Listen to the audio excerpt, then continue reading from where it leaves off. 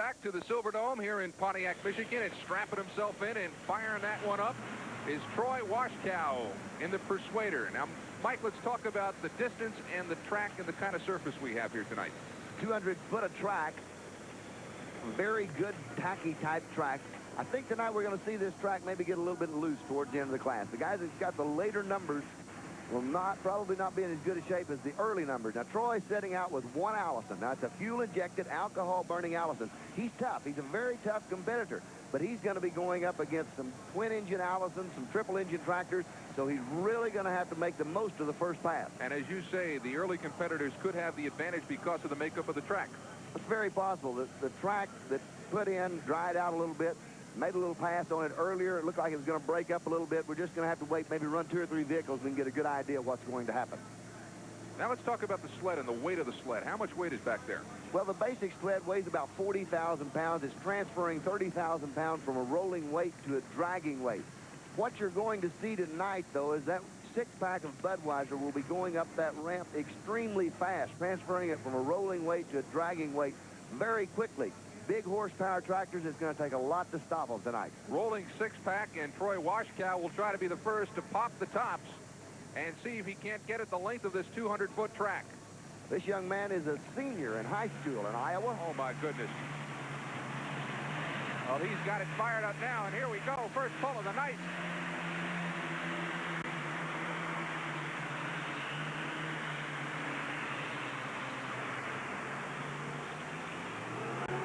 Well, if he's a senior, he's been spending some time at shop, doing real well. A little burnout there at the end.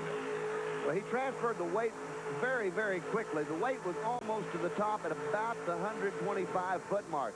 So added a lot of weight to Troy in a hurry. They'll all pull the sled at that same identical weight, no matter how fast you go down the track. It all depends on where you end up when it's over with. Now, Troy comes with it real hard. Watch the tires break loose and start to spin. He's already down in the dirt a little bit. The track just getting enough bite to pick the front end up. A good sign. That's good weight transfer on Troy. Front end up, he'll watch the left-hand line because the tractor begins to drift a little bit. Anytime he goes out of bounds, it touches the mark. It's a reason right there for a disqualification. Only a senior in high school. But tonight, Troy Washkow from Iowa Falls has a first pull of 149 feet and 1 inch. And there is Steve Jaffe on top of Blazing Bison. And let me tell you, that's no bull. That is one fine-looking machine. 604 cubic inch Aries. This tractor puts out approximately 7,500 horsepower. He's from Wisconsin, in a city with a whole lot of syllables in it, too. Is that Okonomoski? Very close to New Berlin. All righty, well, that'll fit tonight. As the Blazing Bison gets ready to hook on here at the Silverdome in Pontiac, Michigan. The front 2 motors are hooked crank to crank, and then the second 2 engines set transverse and go into a transfer case that hook all 4 of them together and power the rear tires. Mark this tractor very, very tough. This young man is a true professional. Look at the engine on that thing. Man, if he had wings, he'd be through the roof here, wouldn't he? There's no doubt about it. This young man at one time was a professional snowmobile racer. Is that right? Left the snowmobile racing and moved indoors to truck and tractor pulling. Well, there's a real good shot of him. Steve Jaffe, who knows he has to beat at least 149 and 1 inch. That was the pull by the Persuader, Troy Washkow. This is Steve Jaffe hooking up and getting ready to light the candle. We should see Steve around the 200-foot mark with this pass. Now, he's pumping the brakes. That's what he's doing with both the feet. He's operating the brakes. His right hand operates the throttle.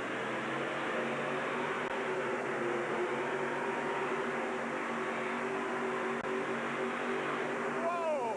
Sets it out the door. Whoa! A beautiful pass. The front end came up. It cocked a little bit. The torque was coming on, and I'm telling you, that is one of the picture-perfect passes. Let's take a look at it. Oh, my goodness. And I want you to watch the front tires on it when it picks the front end up. There's so much torque and momentum, it actually cocks it to the left. See how the frame twists when it picks the front end up? That's the torque and momentum of the motors. They're turning that direction, and Steve Jaffe is in for one wild ride all the way up in the air. Look at the dirt coming off the rear tires. Now, people will say, why are the tires turned? Why is he turning the tires when they're in the air? Is that so there's a kick when they come back down? Well, this is true, and it's just a natural habit. They've driven vehicles on all 4 wheels all their lives. And it's just natural for you to try to guide it even though it's up in the air. The only way that he guides it is with the individual brakes, and he didn't touch the brakes at all that time. 200 feet, full tilt, full pull tonight for Steve Jaffe. Before the competition, a very critical time is the weigh-in situation.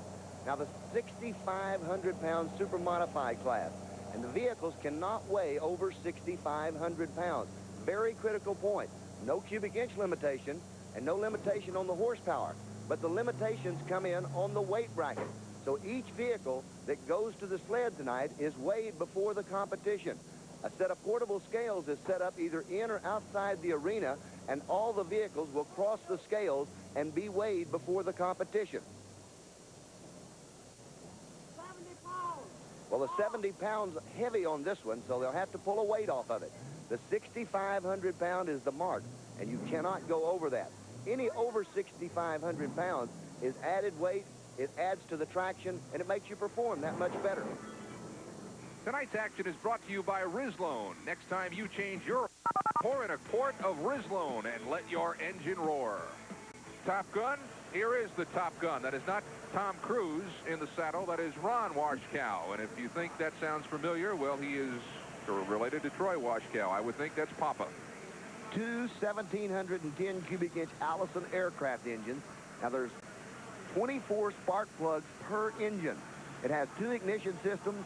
It is actually designed in the early or the late 20s, started being produced in the middle 30s, and is very tough competitor right now. He runs a side-by-side configuration.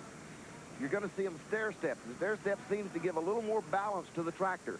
You can put a little more weight out on the nose, and that's where Ron has had problems all year long, is not being able to get enough weight out on the nose. All right, you've got two engines there. Anybody knows you bring your car in to get it tuned. Timing is a very big thing that's important in everyday traffic.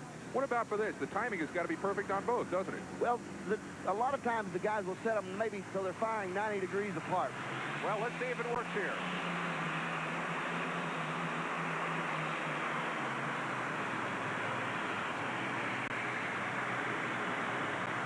Not a full pull and a little flare to kick it off at the end. He had everything he needed for a picture-perfect pass except for one small item. Which was? No traction. That'll get you every time. Look at this. He dug himself halfway to China with that. Turns the tires. Probably got close to a 95-mile-an-hour tire speed on the tractor in the rear end. The front end of it's balanced a little bit better, but right there, front end comes up in the air. It touches the ground a couple of times. He's just going to flat run out of power down towards the end. Yeah, you say no traction, but he seems to be kicking up more dirt than the other competitors. It could be a lot of it on the cut of the tires. Each guy's cut these tires and spend days doing it to get them the way they want them. And the cut of the tire throwing the dirt out away from it. And also no traction, he's digging a lot more dirt up and throwing it away. For Ron Washkow, a pull of 183 feet, 2.5 inches. Not the full pull that Steve Jaffe had, but good enough right now for second place. This is the Dirt Slinger. Got nothing to do with the political season we're in. This is strictly business for Bill Leister. And Bill has got himself one whale of a rig. Weldon, Illinois, 3 572 cubic inch Aries engines, the same type designed engines we saw on the Blazing Bison tractor. 3 of them. 2 in line and 1 stair step. My goodness. This is the current reigning national champion for the United States Hot Rod Association. Bill and his father, Willie, make up this team, and he is double tough. We're going to see this young man run close to that 200-foot mark. He has a tire speed that is really unbelievable. We talked a little bit earlier about the lug on the tractor.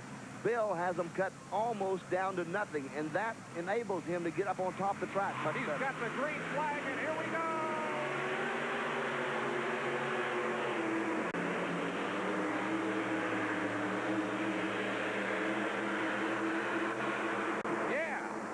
Have just seen an expertise in driving. Oh, man. He had that butt pack all the way up at the head of the sled for the last, I'd say the last 40 or 50 feet. Full pull, dirt slingers out the gate, and the man really had to study for it. He really had to work to get there. Look, he couldn't get the helmet off quick enough. He's so happy. There's Bill Leister, Weldon, Illinois. He is full pull at 200, and that will put him in a tie for the lead with the Blazing Bison and Steve Jaffe. I don't believe we've seen the last tractor make a full pull yet. Mike, the tire speed on this, the rotation is enormous RPMs. The tires will spin actually hard enough to grow them a little bit. Right there you see him get up on top of the track. See, it looks like he came out of a hole and jumped up on top of the track. Now, the tires aren't sinking down in it. The front end comes up. Look at Bill. He's really working on it. He's drifting to the left-hand side, but the last thing he wants to do is touch the brake. Right there, I believe he just barely taps it, keeps it around, and watch him run that white line all the way out the door. He knows he's on the path. And look at the sled all the way at the top. Again, for I would count at least 40, maybe last 50 feet of the run, he had the sled all the way at the top. Watching the flagman right on the end, and as soon as he sees the green flag, lets the motor settle down. He knew it. He knew it. Tonight's action is brought to you by Four Wheeler, the nation's best 4x4 publication. Pick up a copy today. Back along with Mike Galloway. And Mike, let's talk about what goes on these trucks. We talk about what goes inside them. Let's talk about what's on them, the paint jobs, the chrome. I mean, behind the Fury and the Thunder is some pretty fancy looking stuff here. You know, these trucks, they spend thousands and thousands of dollars preparing them to go into competition, but they won't let them go in just like the average truck. The paint work, $5,000 to $6,000 at times, and the chrome work, well, I've known people to search all over the country for a person that could dip the rear end of a truck complete. So they're talking several $1,000s. These people take a lot of pride in their equipment, and it shows when the vehicles go down the track. I think you see the personality of the driver then, too. I mean, you don't really get a chance to see him inside. He's got a helmet on, but outside the cab is where it really shows what kind of personality he has. That's very true. You know, a lot of times you're going to see the names on the truck. They mean certain things to certain people. A wife may have named the truck, or a husband may have named it, or a personal friend. And the names mean so much, and they put a lot of time and effort, and then they take them to the painters and spend hours preparing for this work. I suppose if you see a name on the side of a truck like, don't do that again. I'd say a wife did that. A wife did that. This is the magical name in this sport. Art Arfons has been at this a long time. 2 General Electric T64s, and there's some rumors in the pit area that Art Arfons may be going out to the Salt for a visitation next summer. That's not to meditate. That's to try maybe and set a land speed record. Well, he had it at one time, or was close to it, and he'd like to have it again. Got a little age on him, but that never stopped Art Arfons. Well, it's not the Bonneville Salt Flats tonight. It's the dirt on the floor of the Pontiac Silverdome. And with 6,000 horsepower, Art Arfons is going to try and light it up. Been pulling 15 years, and you don't realize how true that statement is, because he will light the wick on both of these big motors. He needs a full pull to get into the pull-off. 3 tractors are there now. Arfons will try to be the 4th. 2 General Electric T64 turbine engines. These are much like the big rescue helicopters that could actually swoop down and pick up an Army tank and fly off with them. And the flash bulbs go off in the crowd. I love it. You can't get enough pictures of that. Akron, Ohio is home. He's in business tonight in Pontiac. Watch our front end's up. He is really on the line. He's going to have to really hide hard. He's got it. He has got it. He's in the pull-off with a flare.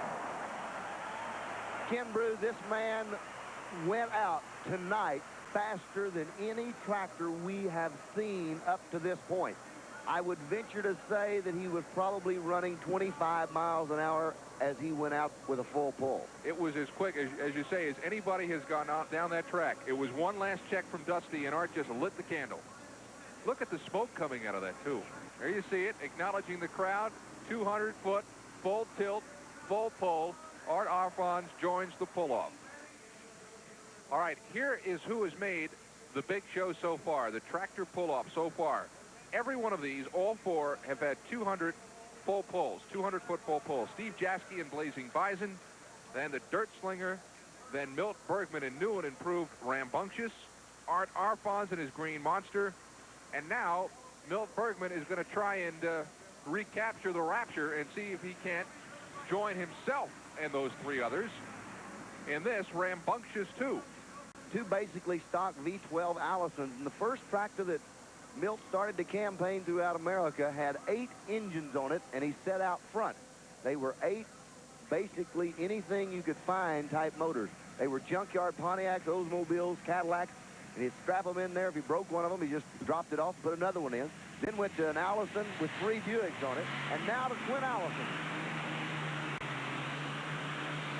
Good balance.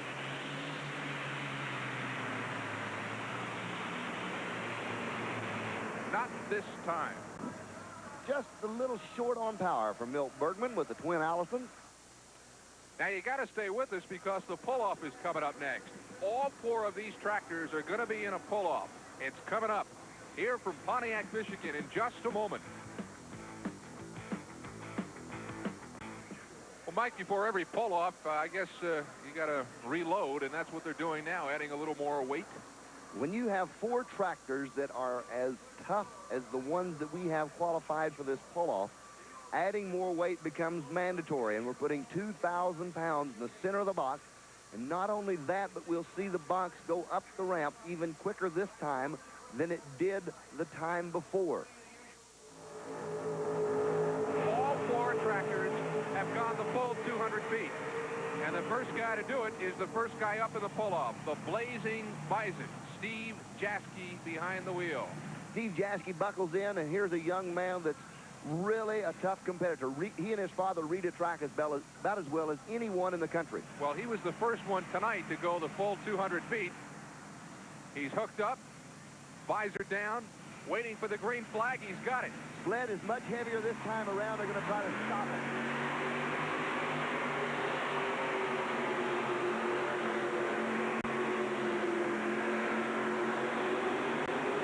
Oh, man. Oh, what a pull. Unbelievable pull, and he had to get on that left brake. There is no way in the world that he could have made that pass unless he was on the left brake. In the pull-off, the first pull in the pull-off, Steve Jaffe, 190 feet, 3 3/4 inches.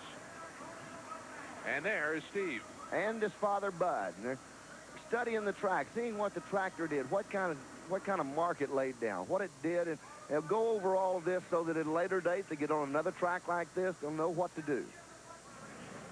Bill Leister, Weldon, Illinois, had the full pull earlier, now in the pull-off with those 3 572 Aries engines. Bill running the right-hand side of the track. Let's see if it works for him this time around. Mark to beat, 190 feet, 3 3/4 laid down by the Jaskies, and they were on the brakes pretty hard. Little different strategy, as Mike said, right-hand side of the track. Most of the other drivers have been working the other side. He's got the green flag, and he's on his way.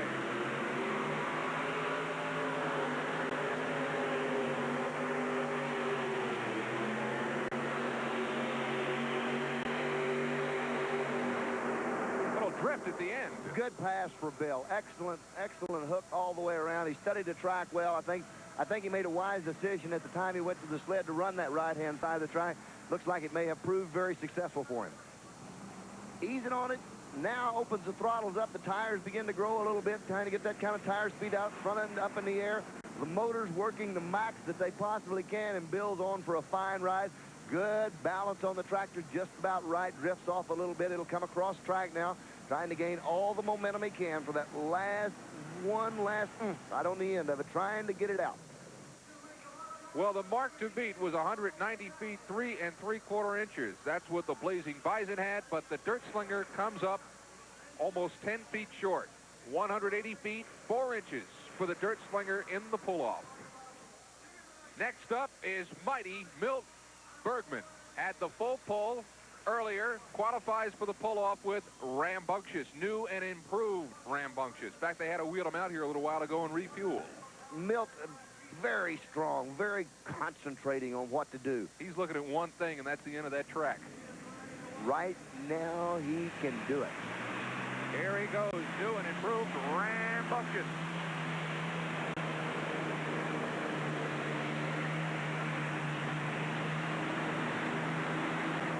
Going to be close. Going to be real close. The mark he had to beat was 193 3/4. Looked pretty good up until that 150-foot mark, and then it kind of died on him. That's when the box topped out, was hanging right on top of it, and all the weight in the world is glued to the back of that tractor. As we look at this again, I don't think people realize how much rattling there's going on that seat. He's fighting the force as well as the track. The clutches are hooking up, motors are hooked, the tires are spinning hard, all the vibration and the shaking inside of the front end is up in the air. And notice Milt leaning into that throttle with the right hand, really trying to hold on for all he's worth, trying to get the last inch out of it. And this a game of 1/4 of an inch. Milt Bergman is driving for the force. He needs to go 190 feet, 3 3/4 of an inch. And there's where the big weight transfer machine puts the stop to him tonight. Mark to beat was 193 3/4, and for Milt Bergman tonight, in the pull-off, not quite enough, 168 feet and 9 inches. Well, if somebody is going to beat Steve Jaffe, it's got to be Art Arfons, the green monster. Last man up, waiting for the green flag. Well, his first pull, he had more ground speed, took the sled out much easier than Steve did originally. But right now, the situation, the track's been tore up. Can he get up on top of the track the way he did the first time? And if he gets up on top of it, does he have the horsepower to go all the way out the end? It's possible. With more weight, too. Much more weight. The box coming up a lot quicker. It'll really be tough. Smoke is coming up. Flames follow. Arfons has got the green flag. It's at his discretion. Look at that. Actually has 2 minutes from the time the green flag is given to the time he must leave with the sled. Of course, these pullers are not waiting around near that long. There's a little fire in the hole. And the flash tubes go off as Arfons goes down the track. High in the front end, hard to the left. Let's see if he can bring it around. Keeps it in bounds. Looks like he's got one. Sized up tonight. That could be it. That could be it. Very good pass for Art Arfons, and if anything, he has definitely put the pressure on Steve Jaffe.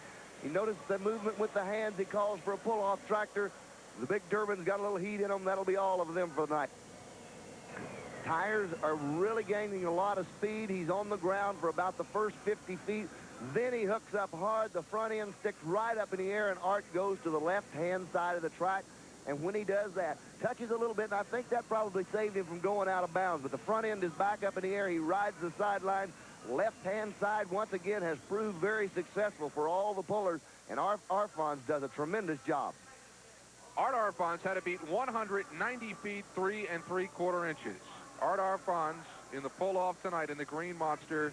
How close can you get? 189 feet, 10 1/2 inches. And the winner in the pull-off is that man on that machine, Steve Jaffe in the Blazing Bison. He goes home to Wisconsin, the winner in the modified tractor competition tonight. You know, if you're like me, you sit here and you wonder what Mike Galloway is talking about half the time. I hear these terms flying out. Well, we thought we could put together maybe a glossary of Mike Galloway's truck pull terms. First up is hole shot. Okay, Big Shot, what's hole shot? Well, it's not a game of pool. It's how the competitor leaves with the sled, whether he or she needs to leave real hard or real easy. Hole shot is very important in the world of pulling. All right. I suppose the next one we want to do is tall gear. Tall gear. What would that be? A tall gear is in reference to how you have the truck or the tractor set up for track conditions. If by any chance that the track conditions where you need to turn a smaller tire or to slow the tires down, you wouldn't run a tall gear. You want 100-mile-an-hour tire speed in a tractor class, you're definitely going to run a tall gear. And if you're parallel parking, it'll be